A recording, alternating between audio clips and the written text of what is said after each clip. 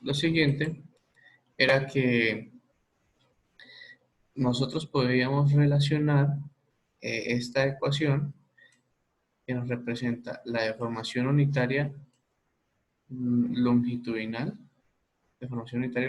con el módulo de elasticidad y el esfuerzo con algo que se conoce como el módulo de rigidez acortante.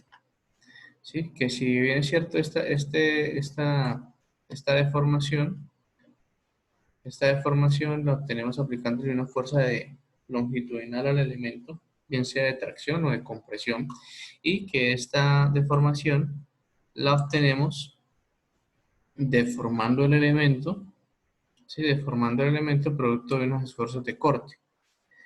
Por tanto, pues aquí en la parte inferior tenemos el módulo de rigidez acortante y en la parte superior pues el esfuerzo cortante aplicado en el elemento. Y que esos dos elementos se pueden correlacionar.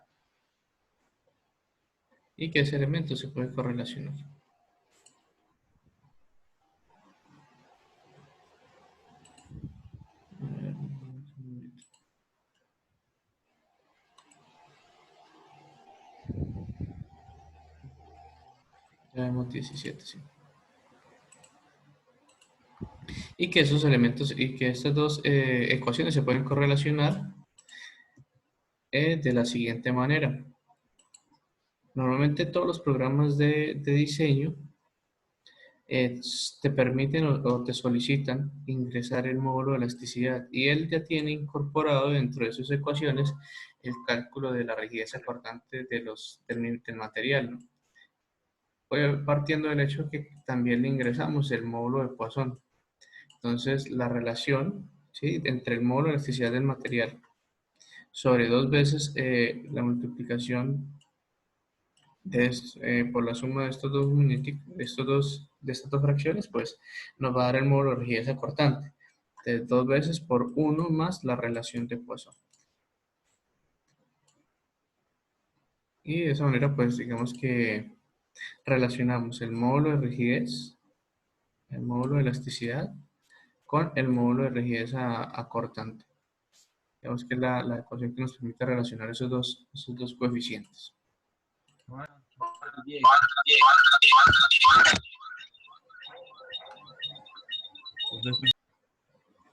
¿Listo?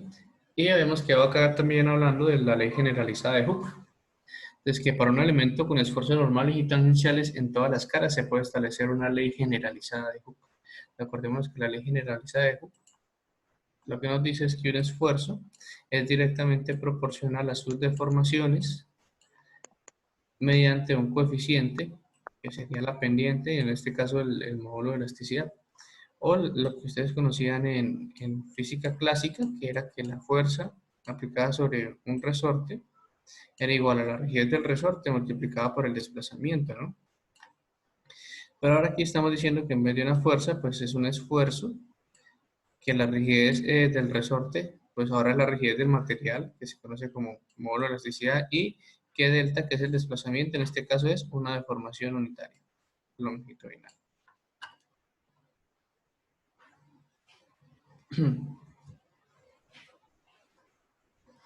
Listo. Otra cosa aquí es que partiendo del hecho de que se va a suponer que cada uno de los esfuerzos que están distribuidos uniformemente en la longitud del elemento.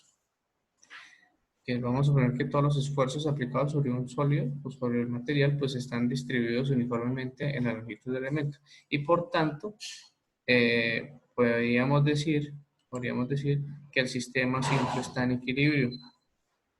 ¿Qué es lo que pasa con los sólidos anteriores? Con lo que estamos mirando el sólido anterior. Que tenemos unas fuerzas cortantes aplicadas sobre el sólido.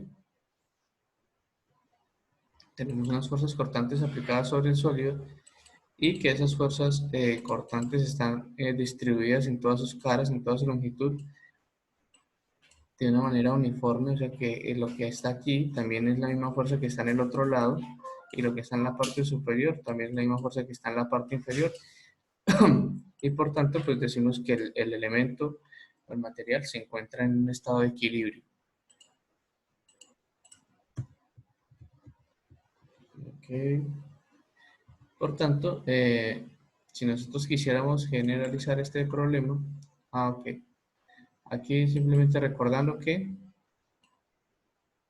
los esfuerzos cortantes sobre caras opuestas y paralelas son de igual magnitud y sentido opuesto, mientras que los esfuerzos cortantes sobre caras adyacentes y perpendiculares son de igual magnitud y direcciones tal que se dirigen uno hacia el otro.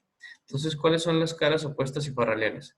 Entonces, esta cara 1 es opuesta a la cara inferior, son opuestas y además pues son paralelas, son caras opuestas y son caras paralelas. Y por tanto los esfuerzos que se presentan en la cara superior tienen la misma magnitud pero direcciones opuestas.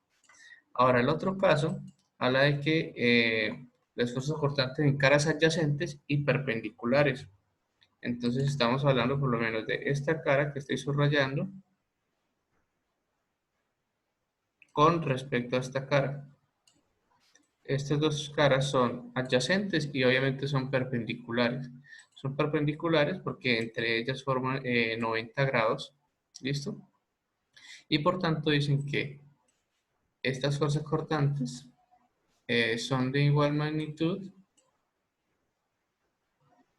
y se dirigen encontrándose uno con respecto a la otra. ¿Listo? Entonces de esa manera también encontramos esa manera de expresar los esfuerzos cortantes. Aquí que el esfuerzo cortante XY es el mismo que el YX, que el XZ es igual al ZX, que el ZY es igual al YZ, ¿no? Donde el primer índice indica la cara en la que actúa y el segundo la dirección. Entonces, esto nos está diciendo que está en la cara del eje, en la cara X, y por tanto, y esa fuerza se dirige hacia Y, por tanto estamos hablando, mire, de este. ¿Dónde está? Perdón, verlo aquí. Este, XY. Está en la cara del plano X y la fuerza cortante pues se dirige hacia el eje, pues madre, ¿dónde está? Borrémoslo acá. Listo, miren, es este cortante, que está en la cara del eje X, pero se dirige hacia la dirección del eje Y, que en este caso, miren que el eje Y está acá. Va perpendicular al eje Z. Y que sería lo mismo que el YX, por tanto, mira que está, el YX es este, entonces está en la cara Y, pero se dirige hacia el eje X. Y lo mismo pues lo interpreto con los demás subíndices de los esfuerzos de corte. Ok, entonces veamos lo siguiente, algo que nosotros conocemos, que ya conocemos de la ley de Hooke, es que la deformación unitaria es igual a el esfuerzo aplicado debido sobre el módulo elasticidad del material. Pero también sabemos que la relación de Poisson es igual a la deformación unitaria transversal con respecto a la longitudinal. Entonces, si nosotros analizamos el sólido, si nosotros analizamos un sólido, la pregunta es, bueno, entonces, pongamos acá un sistema coordenado.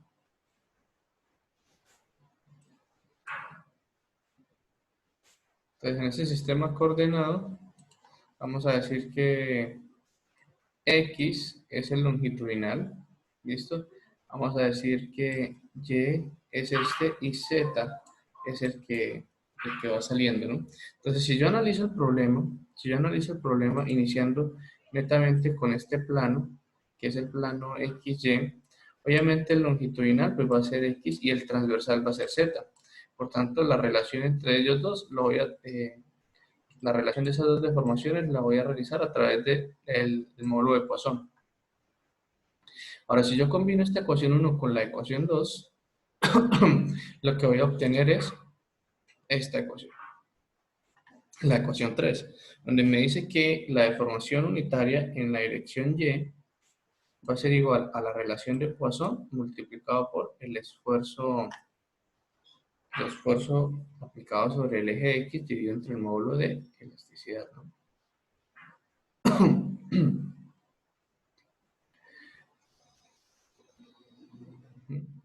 Porque pues este elemento que está aquí, lo voy a pasar hacia este lado, me queda la deformación unitaria multiplicado por la relación de Poisson.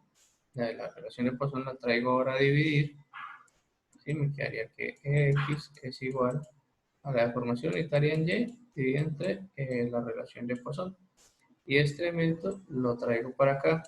Y por tanto, pues el módulo de Poisson queda multiplicando hacia el otro, en el otro lado de la igualdad, pero con signo negativo. Porque acuérdense que si esto se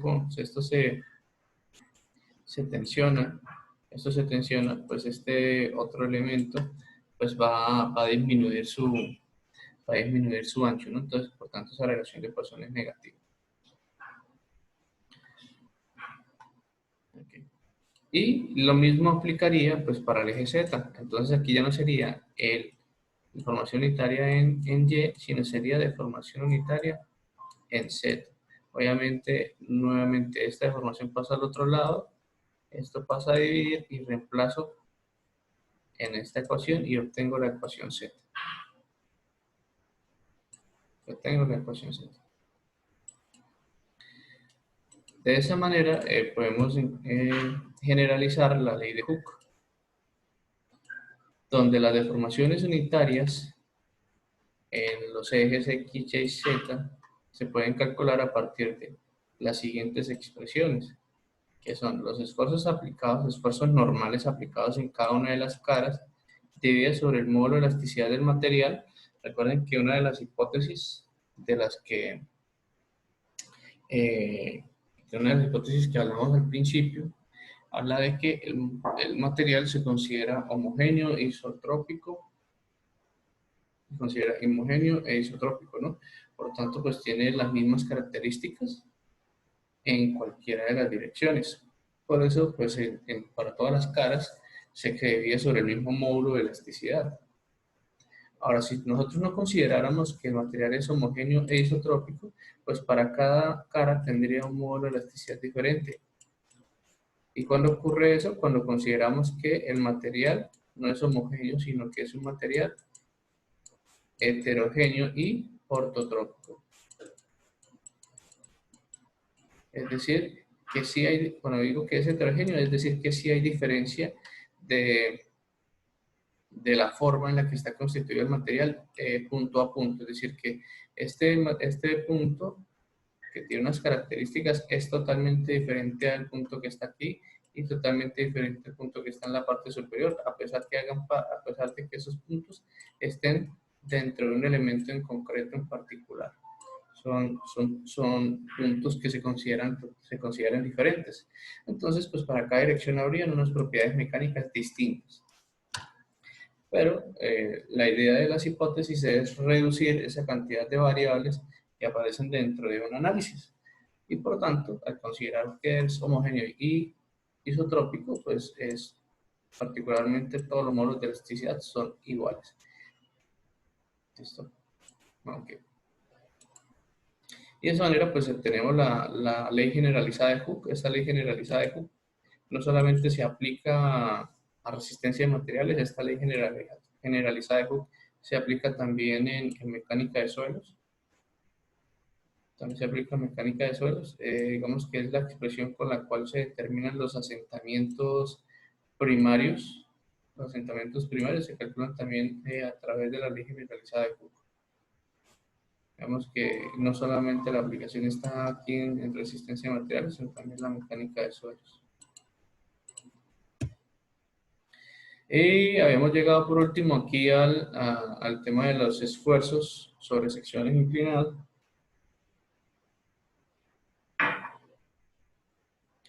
Que decíamos que a veces cuando se hace un análisis de algún elemento, pues no nos interesa mucho los esfuerzos normales sobre un plano perpendicular al eje que pasa por el eje centroidal, a la sección transversal, sino que de pronto nos interesa es conocer algún esfuerzo que esté en una sección inclinada del elemento. Sí, nos interesa conocer el esfuerzo que esté sobre una sección inclinada en el elemento. Sí. Entonces, por tanto, esta carga axial P deberíamos descomponer esa carga axial P siempre basados en el ángulo de inclinación sobre el cual vamos a determinar el esfuerzo. Entonces, cuando descomponemos esta carga P, aparece una carga N, que es perpendicular a esta área, y también aparece una carga B, que es una fuerza de corte, que es paralela al área de contacto.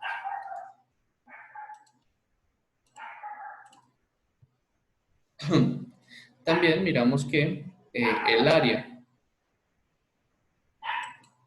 de la sección transversal inclinada la vamos a determinar como la base de la sección, partiendo del hecho que la base sigue siendo la misma, que esa base no va a cambiar, sea cual sea el plano inclinado.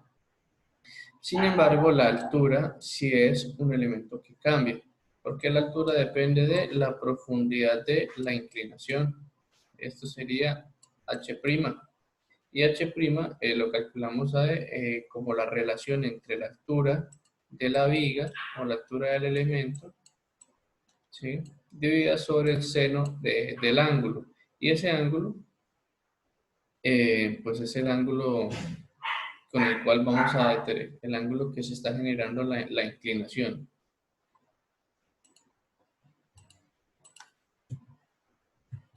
Ok. Y por último, pues habían mostrado aquí las ecuaciones que para determinar el esfuerzo normal sobre un plano inclinado, pues utilizamos esta expresión. Y si queríamos determinar un esfuerzo cortante aplicado sobre el plano inclinado, pues utilizamos esta otra expresión, ¿no? Donde eventualmente perdemos que este sigma es el que me produce la fuerza normal, N, y este tau es el que me produce la fuerza cortante perpendicular al área, ¿no? O sea, la fuerza de corte que vimos atrás en la imagen del sólido.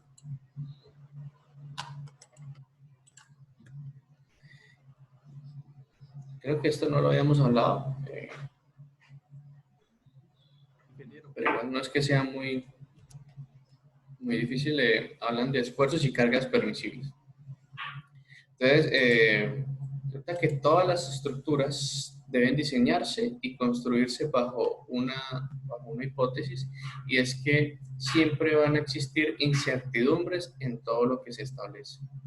Es decir, por más que tratemos de cuantificar las fuerzas internas, como los momentos vectores, las cortantes y las cargas axiales, siempre va a existir incertidumbre si de verdad esos valores calculados pues son ciertos, ¿no? O si en algún momento la estructura va a alcanzar a llegar o va a alcanzar estos valores que hemos calculado. O inclusive llegar a pensar que la estructura podría llegar a superar esos valores. ¿Sí? Porque eventualmente podrías tú en el papel decir que hiciste el proceso de análisis o el diseño de una manera muy coherente y que eso te satisface, pero que en la parte constructiva, la verdad, la calidad de la obra o la calidad de cualquier material, pues eran de lo peor, y por tanto, pues en algún momento esa estructura o ese elemento, ese material, pues va a fallar. Por tanto, se nos recomienda que siempre que hagamos un análisis o un diseño, siempre dejemos algo que siempre dejemos digamos que un colchón o un factor de seguridad, de tal manera que si yo tenía que diseñar la estructura para un cierto nivel de diseño, un cierto nivel de carga a la que está sometida, pues lo que voy a hacer es que la voy a diseñar para una carga un poco mayor, de tal manera que la distancia entre estos dos puntos me dé, pues que el factor de seguridad, me dé, digamos, que ese aumento de la resistencia. Que obviamente, pues yo no le voy a decir nada de esto a la persona que me contrate, sino que va a ser, digamos que mi seguro de que lo que diseñé, pues posiblemente pues, se comporte bien. Otra cosa es que dice que la resistencia verdadera de la estructura debe ser superior a la resistencia requerida en el servicio. ¿A qué estamos hablando? Que si tenemos un diagrama de esfuerzo versus deformación, ¿cierto? Tú estás esperando teóricamente que el concreto tenga este comportamiento y que aquí en la parte superior, cuando se alcance el esfuerzo máximo, pues tu concreto del ensayo te alcance al F' sub C, que fue con el que diseñaste el concreto. Pero la resistencia verdadera pues va a ser la que calcules en la construcción, extrayendo posiblemente unos cilindros, unos núcleos de los elementos. Por tanto, ese concreto que se extrae es el concreto que estaría dentro de los estribos. ¿Sí? Esta es la sección transversal. Aquí tiene los estribos. Por tanto, lo que normalmente se hace es que con una maquinita se entra y se extrae parte de este concreto que está en la parte interior del núcleo, formando un pequeño cilindro, y ese pequeño cilindro es el que se ensaya en la prensa o en la máquina universal. Y resulta que cuando haces el ensayo a compresión de este cilindro que extraes, la idea es que el resultado sea muy superior a lo que usted planteó en la parte teórica, ¿no? Entonces, que aquí te va a dar la resistencia a compresión del elemento. Entonces, la idea es que la resistencia verdadera, la resistencia real, siempre sea superior a la teórica. Pero que esto solamente se logra cuando usted multiplica las cargas esperadas por un coeficiente mayor que la unidad. Obviamente un factor de seguridad siempre debe ser mayor que la unidad, igual que en suelos. Por lo menos 1,5, 2, 3, 4, 5. Depende de qué tanta incertidumbre tengamos respecto al análisis que estamos haciendo. Y que este factor de seguridad lo denominan con la letra N minúscula.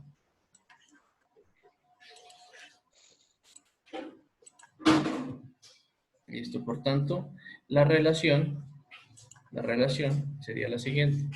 Que N minúscula, que es el factor de seguridad, va a ser igual a la resistencia verdadera sobre la requerida. Por tanto, tendríamos entonces la siguiente relación. Que la resistencia verdadera sería el F' sub C.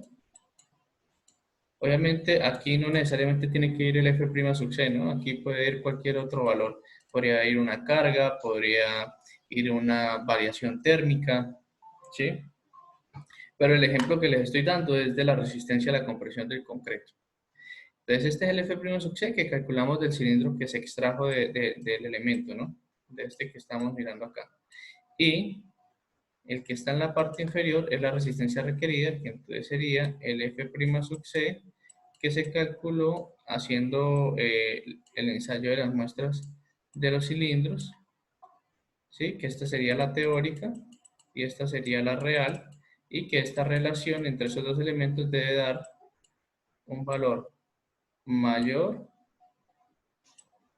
que 1. Por tanto, de esa manera garantizamos que existe un factor de seguridad en el diseño y pues, nos sentimos un poco tranquilos cuando entregamos ese tipo de cosas, no sé, para la construcción. Ok, entonces volvemos acá. Entonces, si bien miramos, para el concreto manejamos la sigla del F' sub C, para el acero manejamos la sigla del F sub Y, donde este F' sub C es la resistencia a la compresión del concreto y F sub Y es el esfuerzo de fluencia del acero. ¿Sí? Son esos dos términos. Entonces, en el acero se manejan algo que se conoce como esfuerzos permisibles respecto a los esfuerzos de fluencia del mismo material, mientras que el concreto es más común trabajar con esfuerzos permisibles respecto al esfuerzo último. Ya miramos acá. Ok, entonces lo que nos está diciendo aquí es que los esfuerzos permisibles, el esfuerzo permisible es igual al esfuerzo de fluencia, sigma y, sobre el factor de seguridad, donde sigma y pues es el mismo F sub y, ¿sí? Dividido sobre n, donde n es el factor de seguridad, que es un coeficiente mayor a 1, ¿no?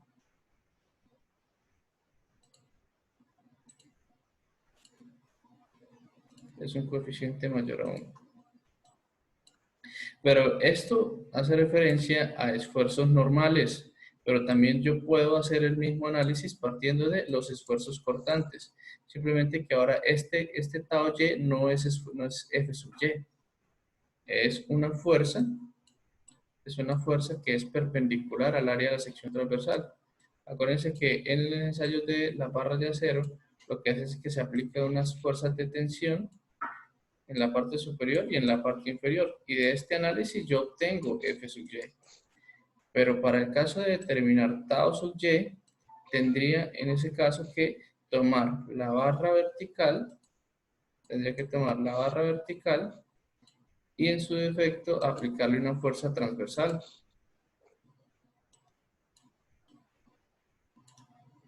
¿Sí? De tal manera que esta superficie que estoy rayando, esta trate de ir hacia la derecha y esta superficie trate de ir hacia la izquierda. Y esa interacción de las fuerzas internas dividido entre el área, pues me da tau sub Y.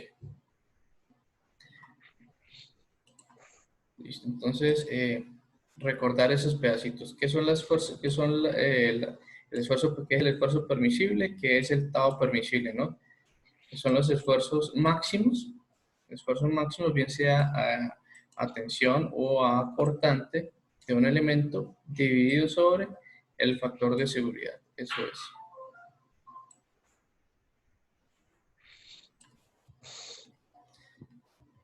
Ok, aquí está.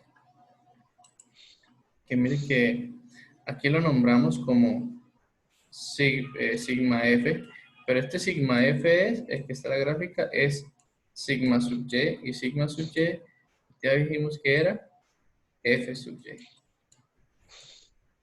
¿Sí?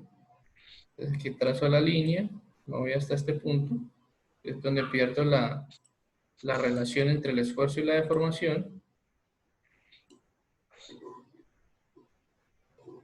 Bueno, aquí podríamos llevarlo hasta acá tal vez. Y descendemos hasta este punto que es donde termina la zona elástica y que en el acero tendríamos una deformación unitaria de 0.02. 0.02 o en Estados Unidos pues le ponen es 0.021. Cualquiera de esas dos es la misma vaina. Ok, pasemos aquí. Por tanto, podemos concluir lo siguiente. Que los factores de seguridad son variables, ¿sí? Son valores variables porque vemos que el esfuerzo real y el esfuerzo de diseño pues dependen de muchas características. Por ejemplo, el esfuerzo, perdón, las solicitaciones de un elemento pues depende de cómo las cuantifique. Por tanto, se vuelve un valor subjetivo.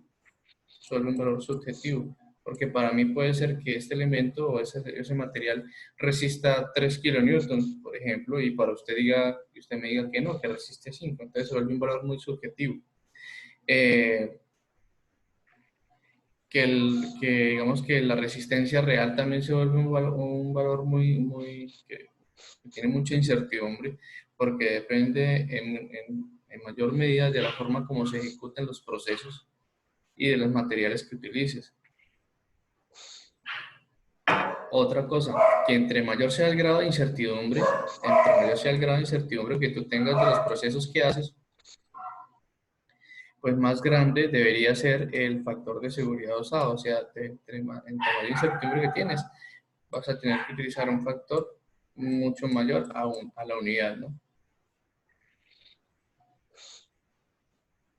Y que los factores de seguridad no solamente están asociados con los esfuerzos, sino que también con las deformaciones de la estructura, ¿no? Eso hay que dejarlo claro. Entonces, podríamos decir que una deformación permisible debería ser igual a la deformación de fluencia dividido sobre el factor de seguridad.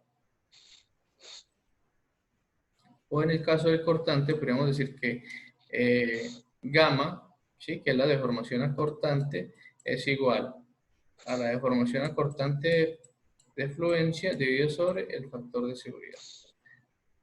Ok.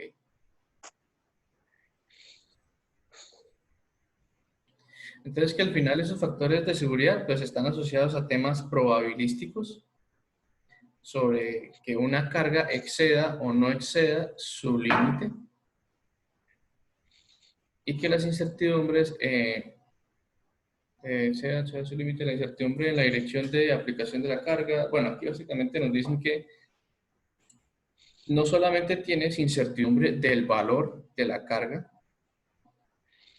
sino que también tienes la incertidumbre de cuál es la dirección en la que se aplica.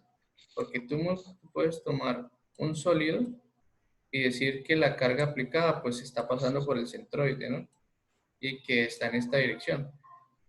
Como puede ser que en la vida real pase lo contrario. Puede ser que haya una carga que va hacia arriba, pero no pase por el centroide, sino pase prácticamente por acá, por la esquina. Entonces, el análisis de estos dos elementos serían diferentes. Serían diferentes porque esto genera un esfuerzo normal promedio y esto que está aquí genera un esfuerzo normal combinado con un esfuerzo a flexión, porque mire que esta fuerza P genera una flexión con respecto al centroide del elemento porque tiene una excentricidad E. Entonces el análisis es diferente.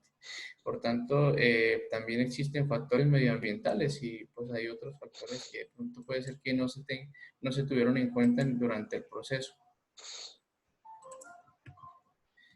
Ok, entonces ya dejamos ahí abierto el tema para que si tienen preguntas pues la hagamos.